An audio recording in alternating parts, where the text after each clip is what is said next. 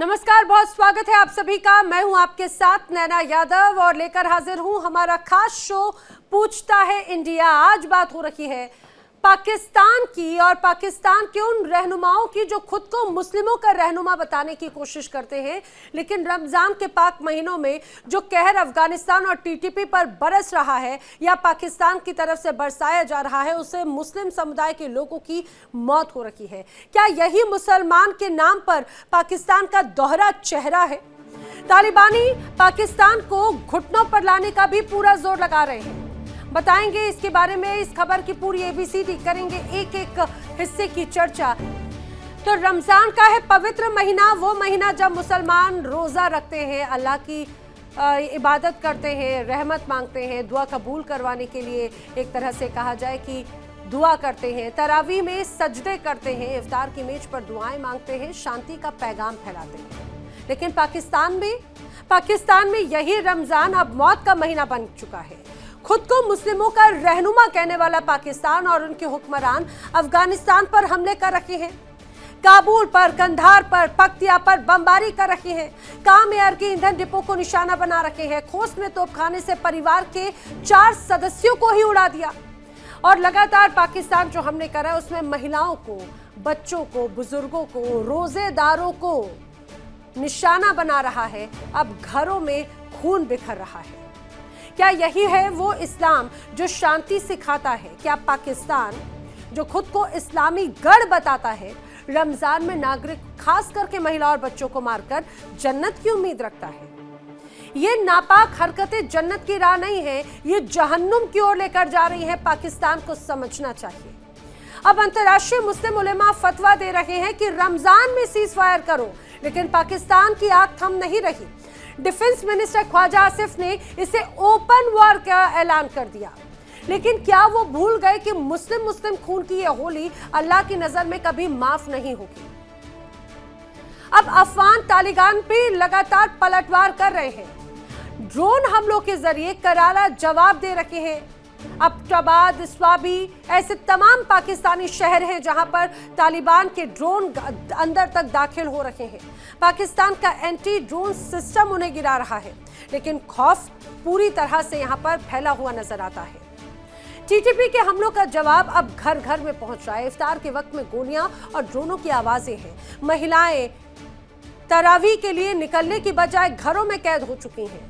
दोनों तरफ से रोजेदार हैं, दोनों तरफ मुसलमान हैं, लेकिन फिर भी बदले की आग में वो जल रहे हैं। आपको बताते हैं कि आखिर अभी तक कहां-कहां हमले होने की खबर सामने आ रही है। पाकिस्तान ने कहां हमला किया और अफगानिस्तान ने कहां पलटवार किया है।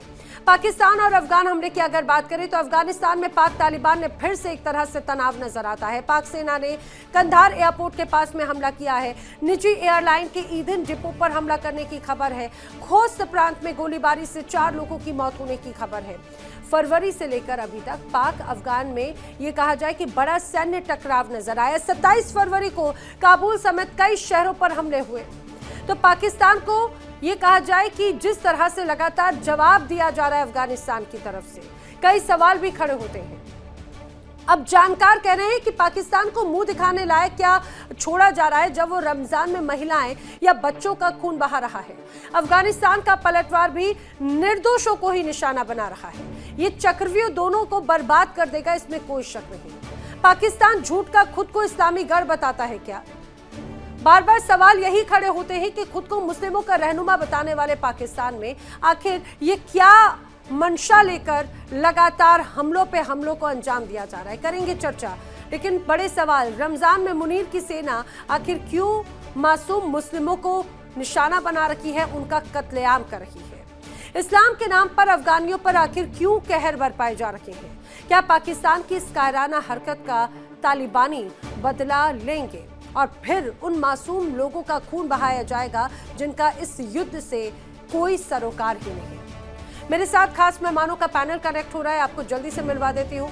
मेरे साथ में इस दौरान कनेक्ट हो रहे हैं रक्षा विशेषज्ञ के तौर पर रिटायर्ड मेजर जनरल अनुज माथुर जी, रक्षा विशेषज्ञ के तौर पर retired captain I Singh ji, मेरे साथ बलोच कार्यकर्ता डॉक्टर अमजद अयूब मिर्जा जी मेरे साथ में कनेक्ट हो रहे हैं और भी पाकिस्तान से खास मेहमान कनेक्ट होंगे, उनसे भी आपको मिलवाऊंगी। आप सभी का इस चर्चा में बहुत स्वागत है। चर्चा की शुरुआत में सबसे पहले अनुज माथुर जी आप ही से करना चाह रही हूँ। मुझे जरा ये समझाने की कोशिश कीजिए, ये युद्ध पाकिस्तान की तरफ से ऐसा लगता है अब और भी ज्यादा धार देने की कोशिश की जा रही है, क्योंकि अब वो पहले तालिबानों को टारगेट करता था लेकिन अब वो मासूम जनता को निशाना बनाता है। ये किस तरह से दहशत फैलाने की कोशिश है सर? जय Hind Naina, it's always a pleasure to be on your show. देखिए, मैं आपको एक बात बताता हूं, थोड़ा सा आपका ध्यान पिछले साल की तरफ ले जाना चाहता हूं। पिछले साल जब इजराइल ने गाजा पर हमला किया था और उस समय मुसलमानों को रमजान के महीने में कहीं ना कहीं उनको उनको उनको उनके ऊपर हमला हुआ था, तो पूरे 57 इस्लामिक देशों में मिल करके एक तरह से इसकी फजीहत करी थी, इसको डिक्री किया था और उन्होंने ये कहा था कि रमजान के पवित्र महीने में किसी भी प्रकार से ये नहीं होना चाहिए। अब इसी चीज को आप आज देखें नैना, अफगानिस्तान एक ऐसा देश है जहां की 99 से ज्यादा परसेंट जो पॉपुलेशन है वो मुसलमान है, इस्लामिक रोजेदार है, जो कि इस पवित्र रमजान के महीने को मानते हैं, मनाते हैं। और उस देश पर जिसकी लगभग पूरी जनसंख्या इस्लामिक है, उस पर पाकिस्तान ने पूरे रमजान के महीने में लगातार हवाई हमले किए हैं, पहली बात। नैना, दूसरी बात, ये हवाई हमले एक ऐसे देश के खिलाफ किए जा रहे हैं जिसके पास ना तो एयरफोर्स है, ना किसी तरीके का कोई साइजेबल एयर डिफेंस है, ना कोई इलेक्ट्रॉनिक वॉरफेयर सिस्टम्स हैं। ऐसे देश, क्योंकि पाकिस्तान की औकात सिर्फ इतनी है कि वो सिर्फ ऐसे ही देशों के खिलाफ कुछ कर सकता है। ये जो बात कर रहे हैं, ऐसे अफगानिस्तान के खिलाफ पिछले महीने भर से ये लड़ रहे हैं, इनको एक ढीले की वहां पे सफलता नहीं मिली है और ये बात करते हैं कि हमने ये कर दिया, हमने वो कर दिया।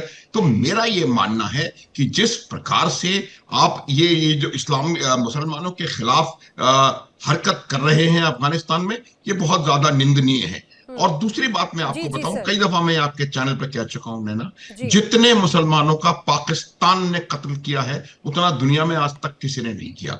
बंगाल 1971-72, उसके बाद जॉर्डन में जाकर के हजारों फिलिस्तीनियों को मारा, जियाउल हक थे वहां पर, ब्रिगेडियर रैंक थी उनकी उस टाइम पर। उसके बाद बलोचिस्तान में बलोच लोगों का ये उनके ऊपर कहर बरपा रहे हैं। खैबर पख्तूनख्वा में आप देख लीजिए, कहीं भी आप देख लें, इस बात को ये बिल्कुल निश्चित है, जो मैं कह रहा हूं प्रमाण के साथ आपको मैं बताने का प्रयास कर रहा हूं। तो ये बात समझने की है, हमको ये देखना है कि आप अपने लाभ के लिए कुछ नहीं देखते। कभी तो आप बन जाते हैं मैं इस्लामिस्तान में फलाना, मैं फलाना, और फिर वही पूरी 100% इस्लामिक पॉपुलेशन वाले देश के ऊपर आप लगातार हमले कर रहे हैं रमजान के महीने में। कल फिर थर्सडे फ्राइडे नाइट को आपने कंधार में, काबुल में, और वहां पर जाकर के महिलाओं और बच्चों को ये कोई और नहीं कह रहा है, ये यूएन की, जो यूएनएचसीआर की रिपोर्ट है। तो ये आपको समझने की आवश्यकता है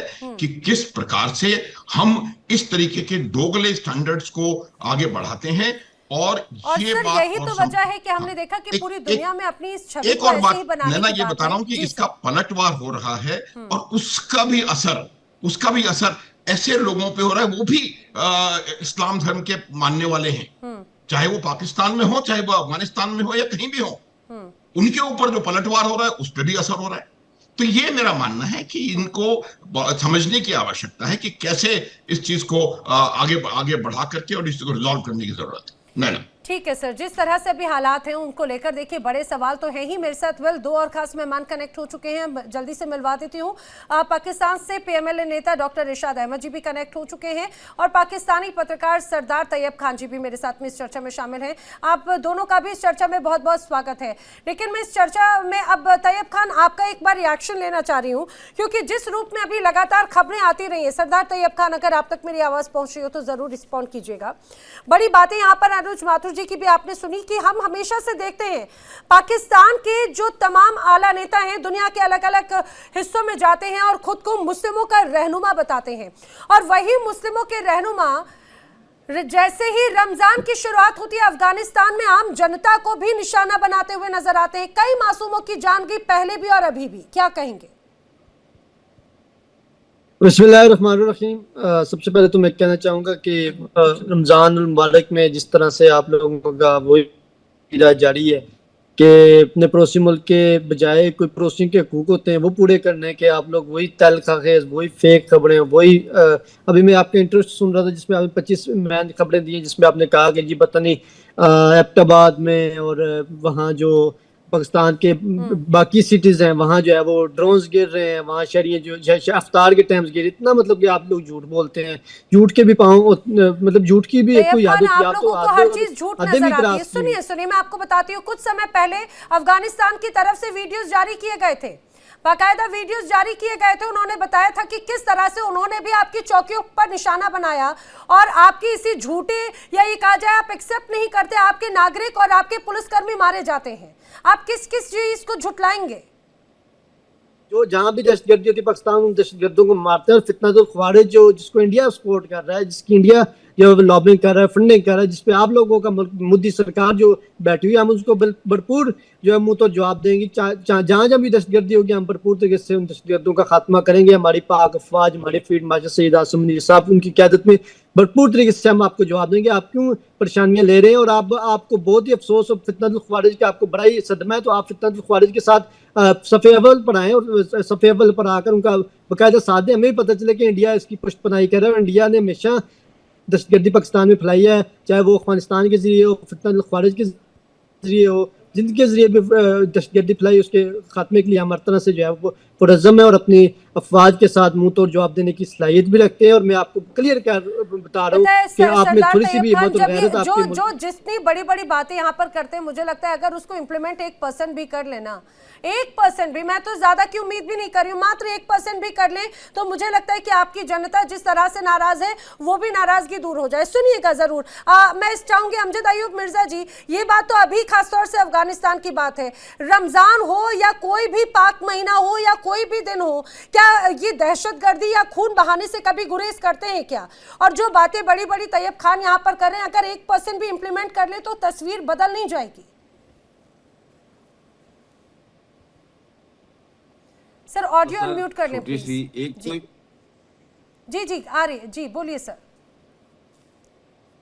जी पहले तो दो मुख्तसर बातें मैं करना चाहूँगा। एक तो ये कि लोग अक्सर पूछते हैं कि डॉक्टर साहब आप जब बलोचिस्तान के बारे में कोई बात होती है तो आप बलोच बन जाते हैं, जब पश्तूनों के बारे में होती है तो पश्तून, जब कश्मीरियों के बारे में होती है कश्मीर, अफगानिस्तान की होती है तो अफगानिस्तान अफगानी बन जाते हैं। तो आप हैं क्या? ये मुझे अब सवाल लोगों ने शुरू कर दिया करना।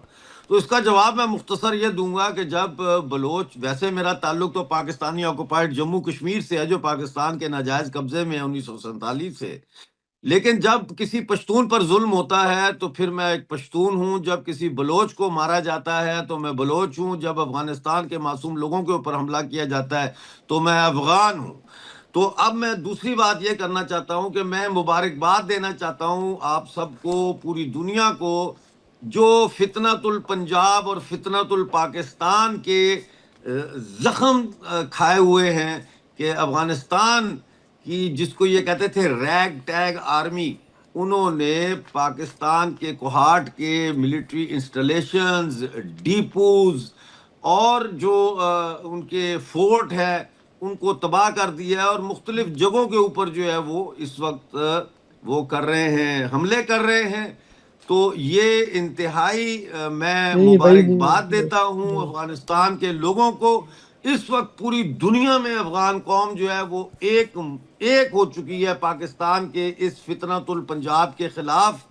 पाकिस्तान बच्चे मारता है, पाकिस्तान के बच्चे और औरतें, मासूम औरतों को मारता है, और आज से नहीं मार रहा, ये इनके मुंह को खून लगा हुआ है। इन्होंने सबसे पहले पश्तूनों का खून बहाया। वहाँ जब 600 पश्तून इन्होंने कत्ल किए, जब ये इंडिपेंडेंस हुई थी, वली बाग मेरे ख्याल है में उस जगह का नाम है। उसके बाद इन्होंने बंगालियों का कत्लेआम किया, और 30 लाख बंगाली मारा। इन्होंने 16 और 17 दिसंबर को सरेंडर करने के बाद ढाका में 3 लाख लोगों का नाजायज कत्लेआम किया। सरेंडर करने के बाद की बात है ये।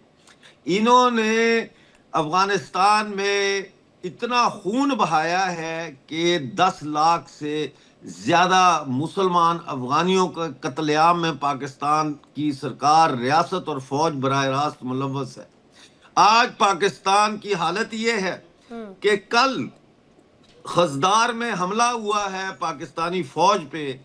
30 से ज्यादा जो पाकिस्तानी फौजी हैं, मोर देन 30, वो इस वक्त वहां पे मारे जा चुके हैं और रोजाना की बुनियाद पे हो रहा है। तो हम बहुत खुश हैं।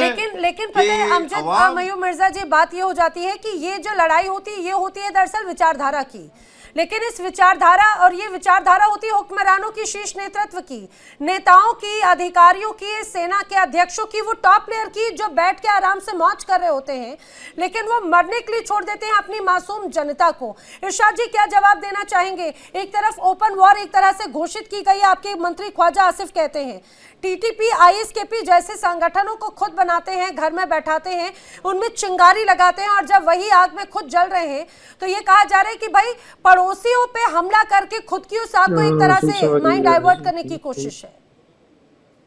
बहुत शुक्रिया रहना। पहले तो मैं अर्ज करूं कि ये जितनी बातें आप करी, इंट्रो तो मैंने आपका सुना नहीं क्योंकि मैं लेट आपको ज्वाइन किया मैंने। ये बात आप कर रही हैं ख्वाजा आसिफ साहब के बारे में और अपना मेरे पाकिस्तान में हमलों के बारे में। देखिए, मैं आपको मुसलसल ये बात बता रहा हूँ कि इस वक्त बिल्कुल अमन हो चुका, बिल्कुल दहशतगर्दी का खात्मा हो चुका, दहशतगर्दों का खात्मा हो चुका। तो आप बेफिक्र रहिए कि जो कुछ आप कह रहे हैं, जो कुछ आप करवाना चाहते थे, वो कुछ नहीं हुआ। अब अमन और अमान है और पाकिस्तान अल्हम्दुलिल्लाह जो करवाना चाहते थे वो आप खुद ही कर रहे हैं। देखें, जिसको अपने बाप का नहीं पता वो बोल पड़ा, ये कह रहा है कि पता नहीं इसका बाप पख्तून है, पंजाबी है, सिंधी है, कौन है, ये हरामी आदमी है, इसके साथ आप मुझे बिठा देती हैं। मैंने आपको पहले इरशाद अहमद जी, तो मुझे दीजिएगा। ये खुद कह रहा है कि इसको नहीं पता इसका बाप कौन है, पठान है, सिंधी है, पंजाबी है। तप गया, ये तप गया, ये 2 मिनट में तप जाता है, ये तप गया है। मैंने आपको 1000 मर्तबा रोका है कि इसके साथ मुझे मत बिठाया करें। दूसरी बात यह है कि तो आप आते क्यों हो, आते क्यों डंगर डॉक्टर? ये जितनी लड़ाइयाँ, जितनी जंगें देखे, पहले अमेरिका सिर्फ अकेला होता था, अब ये पाकिस्तान को शामिल किया जाता है। जहां भी जंग है, जहां भी लड़ाई है, जहां भी तस्वीर करना है कि पाकिस्तान को पहले से बुलाया जाता है। मेरे अजीम फौज के अजीम इरशाद अहमद जी, आप बातें, आप जो भी बात करते हैं, मैं आपको बड़े सीनियर व्यक्ति के तौर पर काउंट करती हूँ, लेकिन आप कैसे अपशब्दों का इस्तेमाल कर देते हैं? आप कभी कुछ कह देते हैं, कभी कुछ कह देते हैं। अरे आप सीनियर मंजे हुए व्यक्ति हैं, आपको अगर किसी की बात से आपत्ति है, किसी की मुस्कुराहट से आपत्ति है, तो कम से कम आपको अपने ऊपर पेशेंस रखना चाहिए। आपने अपशब्दों का इस्तेमाल किया एक बार फिर से मेरी डिबेट में। प्लीज, अगर आपने फिर गाली गलौज किए सर मेरी डिबेट में। मैंने आपको बड़े वाज़े अल्फाज में कहा था, जिसमें ये बंदर बैठा होगा मुझे मत बुलाइएगा प्रोग्राम में, लेकिन आप लोग आदत से मजबूर आते हैं, पाकिस्तान के लोग आपस में लड़ पड़े। मैं नहीं लड़ना चाहता, मैं नहीं चाहता वायलेंस हो, मैं नहीं चाहता बदतमीजी में आपके चैनल पे वायलेंस करेगा, ये तू वायलेंस करेगा। कोई हिंदुस्तानी हो, मैं नहीं चाहता कि मैं इस तरह की गला फाड़ फाड़ के लोगों के साथ लड़ाइयां करूं आपके चैनल पे बैठ करके। आर्गुमेंट करने हैं, आपने मुझसे बात की, मुझे बात करने दीजिए। जिस तरह आप मुझे म्यूट करती हैं जब मैं बोलता हूं, तो इसको म्यूट करें। लेकिन ठीक है, लेकिन आपके जिन शब्दों का इस्तेमाल आप करते हैं, आपके साथ में बैठे पत्रकार साथी वो भी बात करते हैं ना, उसी रूप में जवाब तो देते हैं पेशेंस के साथ में। अब शब्दों का इस्तेमाल नहीं करते, लेकिन आप इतनी सीनियर व्यक्ति होकर इस तरह से जब अपशब्दों का इस्तेमाल करते हैं सर, वहीं पर ही पूरी बात का वजन खत्म हो जाता है, वहीं पर ही सारी चीजें खत्म हो जाती हैं। तो आपको आप क्यों म्यूट नहीं करती हैं? आपको, अरे तो आप गाली का इस्तेमाल करेंगे, मेरा कोई भी गेस्ट म्यूटेड नहीं है अभी, कोई भी म्यूट नहीं है अभी। किसको अपने बाप का पता नहीं है, पठान है, सिंधी है, बलोची है, कौन है, ये खुद वो बात, वो उसका दिमाग घूम गया है। मैं चाहूंगी प्लीज पीसीआर की टीम, इनका जो प्राइम मिनिस्टर अब है, वो तकरीर, वो भी ऐसे गालियां देता था। वो कहता था मैं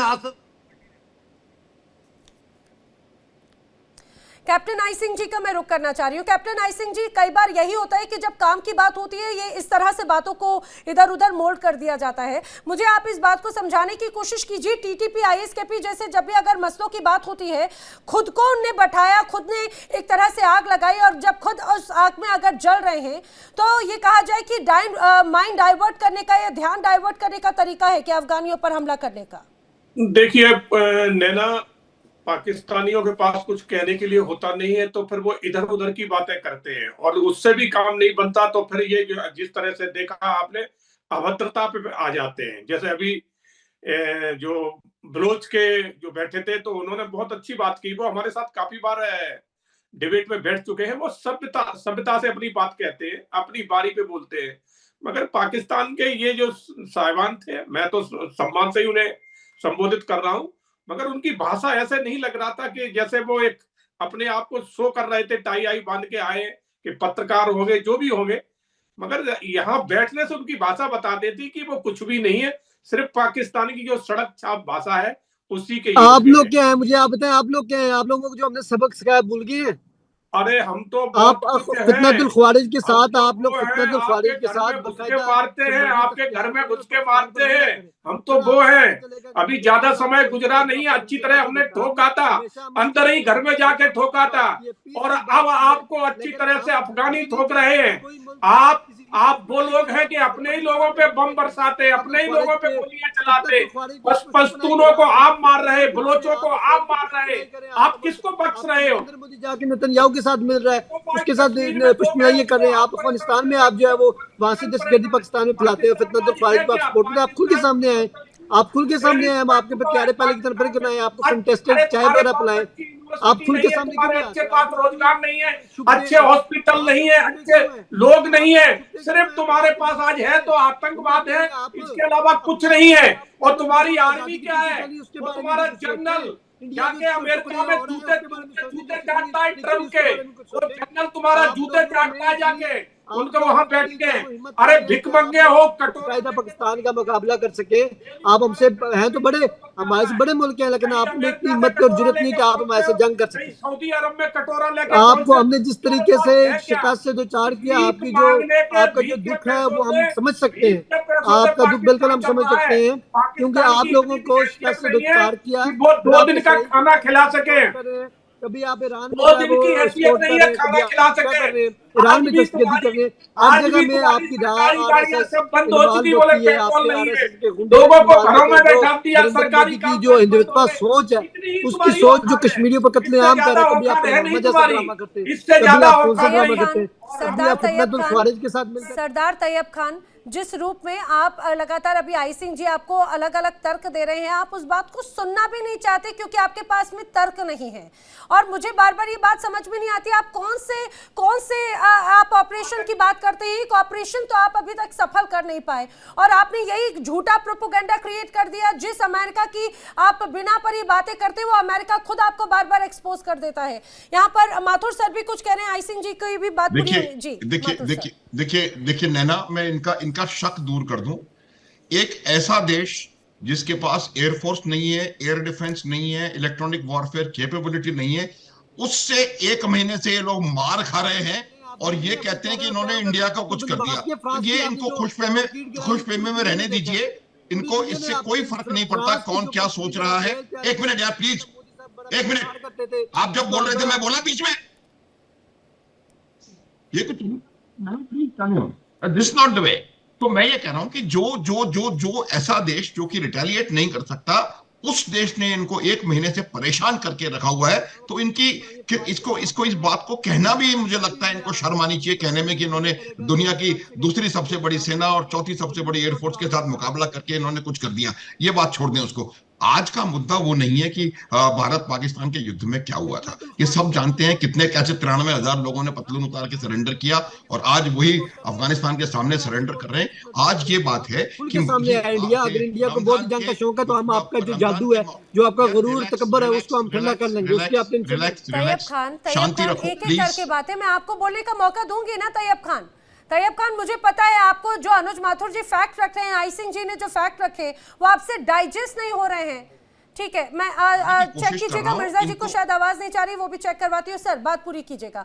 अरे रुक हाँ, जाओ हाँ, तैयब मतलब- खान जी, माथुर हाँ, सर। तो ये इसको इनको इनकी जो सेना की जो इनकेपेसिटी है वो बिल्कुल एक्सपोज्ड है, सारी दुनिया को दिखाई दे रहा है वहां क्या हो रहा है। जिस प्रकार से इनके प्रधानमंत्री जाकर के अमेरिका को, आप बताएं कि वो अमेरिका के राष्ट्रपति को वो नोबेल प्राइज के लिए अब भी रेकमेंड कर रहे हैं, ये जरा बता के दे दें तैयब हमें, खान बताइए क्योंकि जरा, बताइएगा जरा, तो आपकी ये- तरफ से नोबेल पीस प्राइज देने की बात कही गई थी अमेरिका और ये को, वही अमेरिका और जिसने ये- आप ही की धरती पर मैं- आपके मैं ना- पाकिस्तानियों की गोलियों से हत्या कर दी, छलनी कर दिया। तैयब खान, होना चाहिए, हालांकि इनको समझ में नॉन नहीं इशू आएगा को इशू कि- बना के आप लोग बैठे हुए हैं, फितनतुल ख्वारिज को आप लोग सपोर्ट कर रहे हैं और बड़ी हाँ, बड़ी तैयब बातें खान, बड़के अभी मार तक रहे हैं आप आप लोग। ये इशू आपके लिए होना चाहिए था, हाँ, जिसे आपने इशू देखिए, बनाया नहीं। और अब आज भी देखिए किस प्रकार से इनका इनका स्टैंड किसका क्लियर नहीं है। देखिए पूरे संघर्ष गल्फ में चल रहा है, उस पूरे संघर्ष के दौरान सिर्फ भारत एक ऐसा देश है जिसके के वार्तालाप के चैनल्स रूस, अमेरिका, इजराइल और ईरान चारों के साथ खुले हुए हैं। पिछले 2 दिन में 4 बार हमारे विदेश मंत्री अब्बास अरागची से बात कर चुके हैं। हमारे प्रधानमंत्री ने ईरान के इसमें कोई शक नहीं राष्ट्रपति सर, मैं पेजेश्कियान जवाब से ले 1 लेती हूँ। मिनट जी जी, पेजेश्कियान से बात करी है, एक पेजेश्कियान से बात करी है। और आज जो परिस्थिति है, जो बैक चैनल जो डिप्लोमेसी है, उसका अगर दरवाजा कहीं से निकल रहा है तो इनको भी नजर आ रहा होगा वो कहां से बिल्कुल, जा रहा मैं जवाब है। मेरा देती हूँ। कहने का मतलब यह है कि जो उद्देश्य आज का है, आज की बात है कि रमजान के पवित्र महीने में एक पूर्णतया मुस्लिम लेकिन देश माथुर पर सर, बात आप- यह है ना कि पाकिस्तान से कोई सुनना नहीं चाहता। जब बात करते हैं तो आप शब्दों का इस्तेमाल करते हैं, इरशाद अहमद आके अब शब्द कर जाते हैं, और जैसी सवालों की बात आती है तो अभी फिलहाल तैयब खान भी जा चुके हैं। लेकिन मैं कैप्टन आई सिंह जी से एक सवाल का जवाब लेना चाह रही हूँ, जो बात पहले कर रहे थे।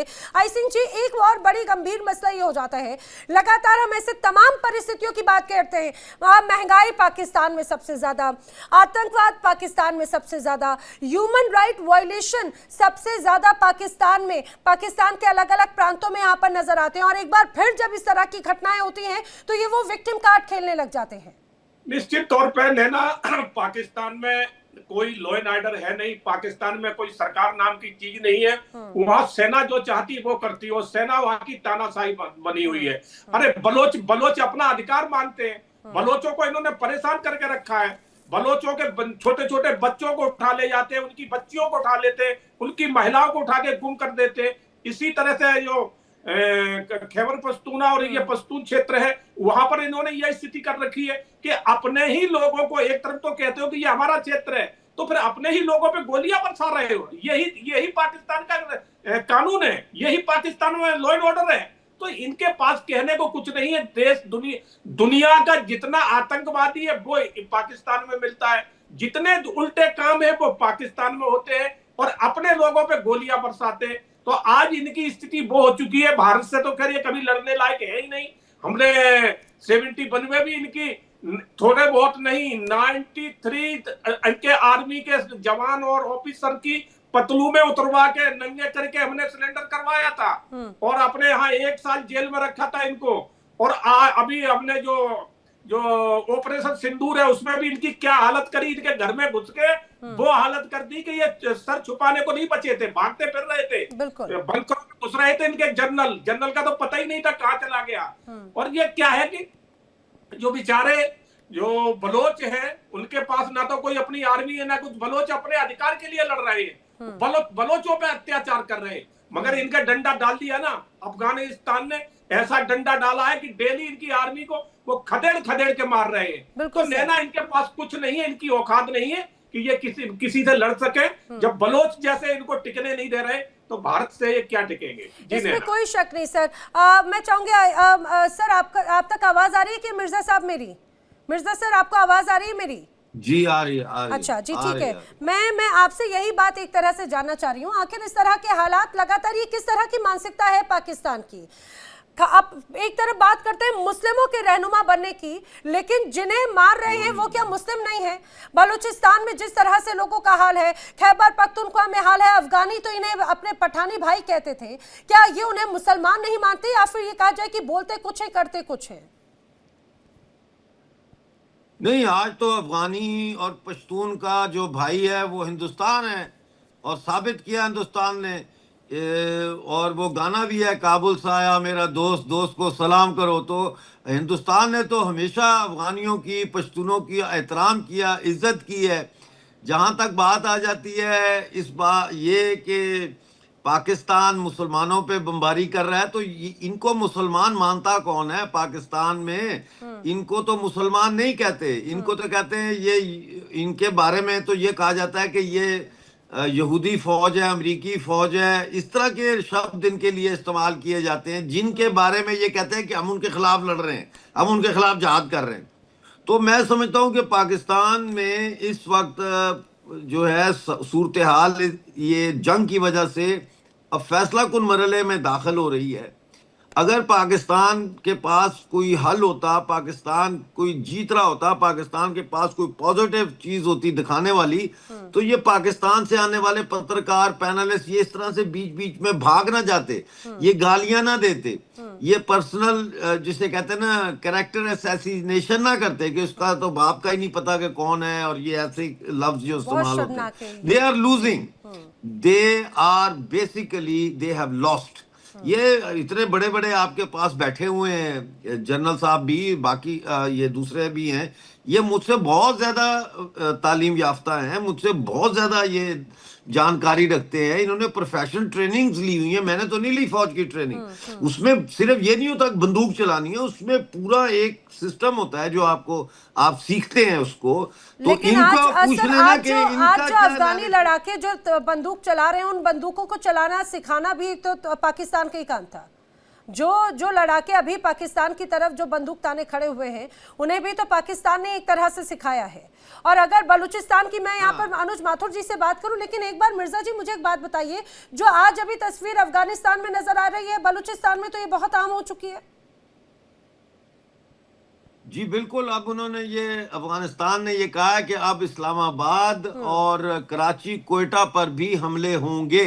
और ये उन्होंने पहले कहा था, उन्होंने कहा, कल ये बयान आया था अफगानिस्तान सरकार का कि अगर आपने दोबारा हमला किया हमारे शहरों पर, खास तौर पर काबुल पे, तो फिर इस्लामाबाद हमसे दूर नहीं है। और बिल्कुल, और ऑलरेडी वो पहुंच चुके हैं। बिल्कुल, इसमें कोई शक नहीं। माथुर सर, इस्लामाबाद दूर नहीं है की बात कह रहे हैं, पाकिस्तान की तरफ से ओपन वॉर की बात कही जा रही है, और ऐसा लग रहा है कि जो अभी खासतौर से जज्बा और जो बदले की आग लेकर घूम रहे हैं अभी तालिबान के लड़ाके, ये इस्लामाबाद और कराची तक भी आग पहुंच सकती है। बिल्कुल नैना, पहुंच सकती है से का मतलब नहीं है, पहुंच चुकी है। इस्लामाबाद में जो इनका जो पार्लियामेंट, जो प्राइम मिनिस्टर हाउस है, उससे 5 किलोमीटर दूर एक ड्रोन का हमला हुआ है। एक बार फिर जाफर एक्सप्रेस, ये आप चेक कर सकती हैं, 3-4 घंटे पहले की बात है कि BLA के लड़ाकों ने जाफर एक्सप्रेस पे फिर हमला किया है।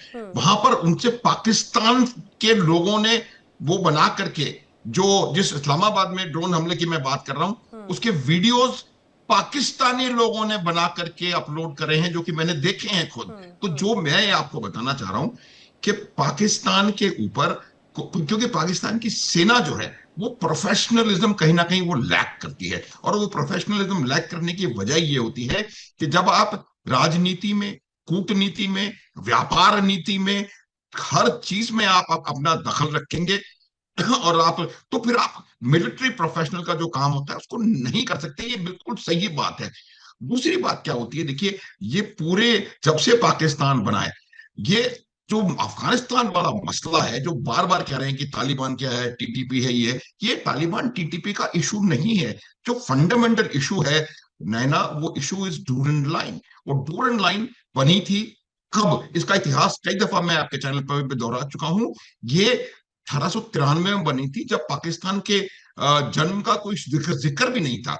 ये इंडिया और अफगानिस्तान के बीच में एक लाइन ड्रॉ करी गई थी, और ये जो 3 एंग्लो अफगान वॉर्स हुई थी, उसके बाद जो बातचीत हुई है 1919 में, और वहां पर रावलपिंडी, इसको रावलपिंडी ट्रीटी कहते हैं, उससे इन्होंने इस बात को माना था। इसकी वजह जो ग्रेट गेम रशिया और ब्रिटिश एम्पायर के बीच में चल रहा था, और जब उनको ये डर था कि सेंट्रल एशिया से होते हुए रूस जो है भारत के ऊपर, उस समय भारत था, पाकिस्तान तो था ही नहीं, भारत के ऊपर खतरा मंडरा सकता है। ये 1920 की बात कर रहा हूं। जी इस सर। वजह से इस ड्यूरेंट लाइन, एक मिनट तो अब ये जो मेन इशू है अफगानिस्तान और पाकिस्तान के बीच में, वो ड्यूरेंट लाइन का इशू है, ना कि कोई और चीज। और ये जो पख्तून दोनों तरफ हैं ड्यूरेंट लाइन के, वो इस ड्यूरेंट लाइन को नहीं मानते, अफगानिस्तान इस ड्यूरेंट लाइन को नहीं मानता। तो जब तक जो फंडामेंटल इशू है उसको एड्रेस नहीं किया जाएगा, मुझे नहीं लगता कि इस समस्या का समाधान निकल पाएगा। लेकिन सर, मैं लेकिन फिर आपको समस्या का दोबारा समाधान रिपीट निकालना करूंगा भी चाहते कि हैं या नहीं निकालना चाहते, बात तो यही हो जाती है। अब मेरे साथ वेल जहांगीर कोल्होड़ो भी कनेक्ट हो चुके हैं पाकिस्तान से, जर्नलिस्ट। जहांगीर, आपका बहुत स्वागत है। जहांगीर, अब बार बार सवाल खड़े होते हैं कि खुद को मुस्लिमों का रहनुमा बताने वाला पाकिस्तान रमजान जैसे पाक महीनों में ही अपने मुस्लिम भाई, मुस्लिम बहनों के साथ में ही जो बर्बरता कर रहा है, आखिर वो क्या है? एक बार फिर से अफगानिस्तान में इस रूप में बर्बरता की गई और इसे ओपन वॉर अगर घोषित किया जा रहा है, इसका क्या अर्थ है? जी, को मेरी तरफ से सलाम। अच्छा, मैं देख रहा था कुछ टाइम पहले ही जो है पाकिस्तान ने एक फ्रेश एयर स्ट्राइक वो की है अफगानिस्तान पे। देखें, जब हमारे जो है सीमा लांघी जाएगी, हमारे मस्जिदों पे हमले होंगे, हमारे इमाम बारगाहों पे हमले होंगे, तो हमने 5 मई के बाद हमने ये एक अपने रूटीन बना ली है कि दुश्मन को घर में घुस के मारने का हमने अब जो है वो कर लिया है। तो ये हम कर रहे हैं वही तालिबानी। सुनिए अब ना सुनिएगा प्लीज, अब सुनिएगा। मैं बोलिए, कुछ तो अच्छा सीखा, जैसे हमने एयर स्ट्राइक की, हमने बाकी ऑपरेशंस की, कुछ तो अच्छा सीखा आपने। चलिए जी, अब सुनिए। अच्छा, देखें, उसके बाद हमने ये तय कर लिया है कि हमने राफेल आपके गिरा दिए, आपकी सारी चीजें गिरा दी, और आपको बता दिया, आपको केवल आपको नहीं पूरी दुनिया को बता दिया कि पाकिस्तान अब एशिया का ईगल बन चुका है। नैना मेरी बात सुनो। देखो, ये जो बार बार ऑपरेशन सिंदूर की बात करते हैं, इनको मैं क्लैरिफाई कर देना चाहता हूं। मैंने कहा कि आपको क्यों दुख हो रहा है सर? आप इतनी बात कर रहे थे, कुछ भी नहीं कहा। आपको पता है कि किसकी पिटाई हुई है इसके बाद, इस ऑपरेशन के बाद? खुश रहने के लिए ख्याल अच्छा है वाली बात हो जाती है ना, खुश रहने के लिए ख्याल अच्छा है रहने वाली बात हो जाती है। जहांगीर से एक बार जवाब पूरा ले लेते हैं। जहांगीर सर, देखिए क्या हो जाता है, कई बार यही जब काउंटर अगर जवाब मिलता है तो इतनी ज्यादा नाराजगी होती है। जहांगीर भी चले गए, आज तो ऐसा लग रहा है कि कुछ जवाब भी नहीं देना चाहते हैं पाकिस्तानी पैनलिस्ट। पहले इरशाद अहमद चले गए, उसके बाद में हमने देखा सैयद सरदार हमारे साथ में जो पाकिस्तानी पत्रकार कनेक्टेड थे वो भी चले गए, और अब तो हमारे साथ में जब हमने जहांगीर को कनेक्ट किया तो वो भी चले गए। अब देखते हैं दोबारा आते हैं या नहीं।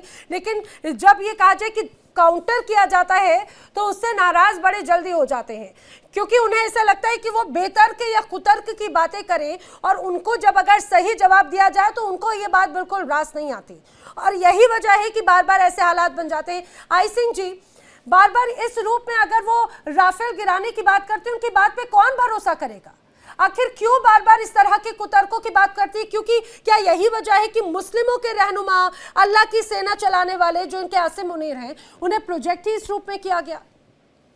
देखिए नैना, भारतीय सेना ने क्या करके दिखाया ऑपरेशन सिंदूर में, पूरा दुनिया ने देखा है। फिर भी मैं थोड़ा प्रकाश डालना चाहूंगा कि हमारी मिसाइलों ने वो हालत इनकी कर दी थी कि जो आतंकियों के 11 हेडक्वार्टर थे आतंकवादियों के, 11 के 9 हमने मात्र 22 मिनट में उनको नेस्त नाबूद कर दिया था। उनको उसी में, जो उसमें रह रहे थे, उनकी कब्रगाह उसी में बन चुकी थी, उसी में दफन चुके थे।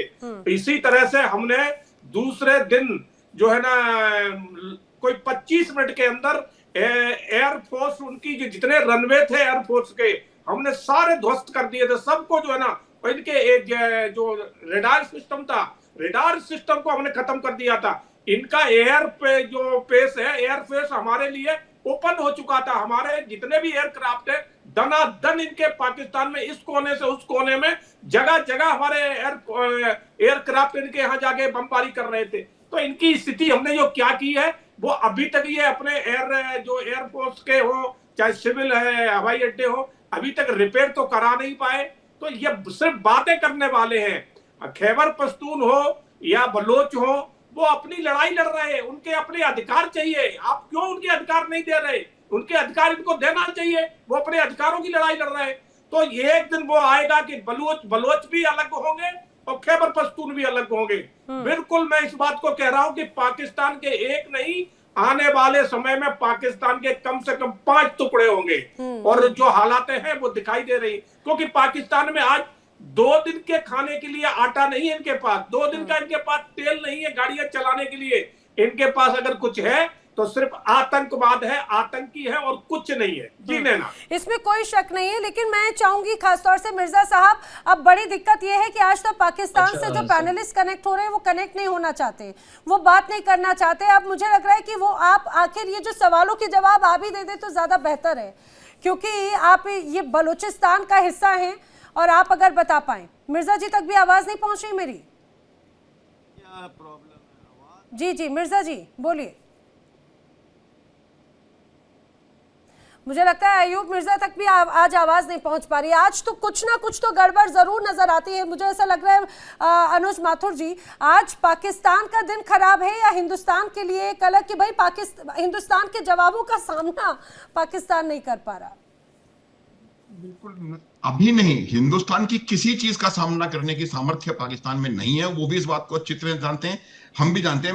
मैं आपको एक तो मेरी बात अधूरी रह गई थी, मैं वो बताना चाह रहा हूँ कि world directory of modern military aircraft करके एक ऑर्गेनाइजेशन है और वो दुनिया की एयर फोर्सेस की रेटिंग निकालती है। और ऑपरेशन सिंदूर के बाद जो उन्होंने एयर फोर्सेस की रेटिंग निकाली थी, उस एयर फोर्सेस की रेटिंग में भारत की जो एयरफोर्स है वो चीन की एयरफोर्स से आगे बनाई गई थी, जबकि चीन की एयरफोर्स इतनी ज्यादा बड़ी है। वजह उसकी यही थी, देखिए इसमें कई सारे फैक्टर शामिल होते हैं, और उसकी वजह यही थी कि जो हमारी एयरफोर्स की ऑपरेशन सिंदूर में परफॉर्मेंस थी, उसके कारण हमारी एयरफोर्स को इवन चाइनीज एयरफोर्स से आगे रखा गया था। और ये इंडिपेंडेंट एजेंसी कर रही है, हम नहीं कर रहे हैं। तो ये जो बात है ये बिल्कुल क्लियर है कि ऑपरेशन सिंदूर में किसकी क्या परफॉर्मेंस रही थी। प्रश्न अभी भी वही है कि एक पूरी तरह मुसलमान मुल्क के ऊपर आप लगातार पिछले 1 महीने से पूरे रमजान के पवित्र महीने में लगातार आप हमले करते रहे। मैं यही बार बार बताता हूं नैना कि उस देश पर जिसके पास एयरफोर्स नहीं है, एडी नहीं है, इलेक्ट्रॉनिक वॉरफेयर नहीं है, उस देश पर आप 1 महीने से पार नहीं पा रहे हैं। और आप कहते हैं कि आपने हिंदुस्तान की आर्मी, जो कि दुनिया की सर्वश्रेष्ठ आर्मी एयरफोर्स नेवियों में से एक है, उसको आपने धूल चटा दी। किस प्रकार की अहमकाना बातें ये लोग करते हैं। तो मेरा ये मानना है कि इनको ये रहे इसीलिए नहीं पाते ना अपने इसके पास कि आर्गुमेंट नहीं है। जब तर्क नहीं होगा तो आपके पास आपकी भाषा भी बिगड़ेगी और आप फिर रुक भी नहीं पाएंगे। तो यही वजह है, आप इस बात से निश्चिंत रहिए कि पाकिस्तान का बहुत बुरा समय आ रहा है, क्योंकि जब आप ऐसे 2 अलग अलग नावों में पैर रख करके चलते हैं तो आपके साथ यही होता है। ये वही पाकिस्तान है जिसकी की फंडामेंटल जो साइकी है, जो उनकी जो अपब्रिंगिंग है, वो upbringing anti India, anti Israel के ऊपर बनाई। और आज वही पाकिस्तान अपनी आर्मी लेके इजराइल के साथ खड़ा होकर के लड़ाई लड़ने के लिए तैयार है। ये पाकिस्तान की अवाम जानती है। ये वही पाकिस्तान है जिसने 2025 में जब ईरान पे हमला हो रहा था तो इनका आर्मी चीफ जाकर के ट्रंप के कदमों में बैठा रहा 6 दिन। 12 जून को हमला हुआ है, 12 जून को ही असीम मुनीर जो है वो अमेरिका गए थे और 6 दिन वहां बैठे रहे। तो ये सारी दुनिया है। यही वजह है कि आज भारत के ऑयल टैंकर्स तिरंगा झंडा लगा करके स्ट्रेट ऑफ हॉर्मुज से निकल करके वापस आ रहे हैं, बंबई पहुंच रहे हैं। और बाकी पूरी किसी दुनिया की किसी देश को, चीन और रूस को छोड़ दें तो वहां से निकलने की इजाजत नहीं है। ये हमारी डिप्लोमेसी है, ये हमारी कूटनीति है। और ये जो मैं बता रहा था थोड़ी देर पहले कि पूरे संघर्ष के दौरान हमने अपने चैनल्स जो हैं वो रशिया, अमेरिका, इजराइल और ईरान चारों के साथ खोल के रखे हुए हैं नैना। और यही वजह है कि आज अगर कोई बैकडोर डिप्लोमेसी का रास्ता कहीं नजर आ रहा है वो भारत से आ रहा है। आप देखेंगे कि भारत में क्या क्या गतिविधियां हो रही हैं, किस प्रकार से अंतरराष्ट्रीय सम्मेलन हो रहे हैं, किस प्रकार से डायलॉग्स हो रहे हैं, इवेंट्स हो रहे हैं, क्रिकेट हो रहा है, सब कुछ हो रहा है। और पाकिस्तान में कुछ नहीं हो पा रहा है। ये दिखाता है इस बात को कि कैसे हालात हैं, वहां के लोग त्रस्त हैं। जिस जनरेशन को आपने इजराइल की खिलाफत करके बड़ा किया, आज वो जनरेशन पूछ रही है कि आप ईरान के साथ क्यों नहीं खड़े? अरे सर, और अब तो 80 साल हो गए ये कहा जाए आजाद हुए, वो भी ये पूछ रहे हैं कि आखिर हो क्या रहा है। मिर्जा साहब, आपको आवाज आ रही है क्या मेरी? अयूब मिर्जा जी, आप तक मेरी आवाज पहुंच रही है क्या? हाँ, थोड़ी थोड़ी आ रही है। अच्छा सर, मैं आपसे यही जानना चाह रही थी, आज पाकिस्तान की तरफ से तो कोई जवाब देने को रेडी नहीं, आप मुझे जरा बता दीजिए आखिर ये किस तरह का प्लान है अपनों को ही मारकर अपनी गद्दी पर राज करने का? नहीं समझ आ रही, बिल्कुल आवाज नहीं आई आपकी, आहिस्ता बोले जरा। आप मुझे बताइएगा, पाकिस्तान मुसलमानों को ही मारकर आखिर क्या साबित करना चाहता है? नहीं समझ आ रही। ठीक है, मुझे लगता है कि कोई दिक्कत आ रही है, कोई बात नहीं, लेकिन बार बार सवाल तो यही खड़े होते हैं कि रमज़ान के पाक महीने में जिस तरह से हालात हैं, अफगानिस्तान पर लगातार बड़े हमले कर रहा है पाकिस्तान, और वो अंतर्राष्ट्रीय स्तर पर भी निशाने पर है। आप सभी मेरे साथ इस चर्चा में शामिल हुए सर, आप सभी का बहुत बहुत शुक्रिया। यहाँ पर रुक रहे एक छोटे से ब्रेक के लिए। इंडिया डेली अब आपकी स्मार्ट टीवी पर भी मौजूद है। इंडिया डेली 24/7 अब आप लाइव देख सकते हैं इन सभी प्लेटफॉर्म्स पर।